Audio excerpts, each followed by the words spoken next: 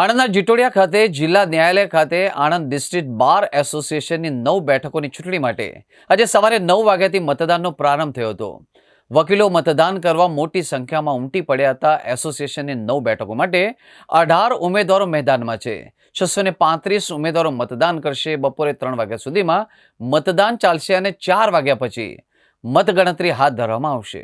Anand district bar association આણંદની સને 2026ના વર્ષના હોદ્દેદારોની ચૂંટણી આજરોજ યોજાઈ રહી છે, જેમાં પ્રમુખ, ઉપપ્રમુખ, સેક્રેટરી, જોઈન્ટ સેક્રેટરી, ખજાનચી, 3 કારોબારી મેમ્બર, 1 મહિલા પ્રતિનિધિ અને 2 એક્ઝિક્યુટિવ મેમ્બર તરીકેની નિમણૂક થવાની જઈ રહી છે, જે માટે મતદાન ચાલુ છે. સાહેબ, કેટલા મતદારો છે ટોટલ 635 મતદારો છે.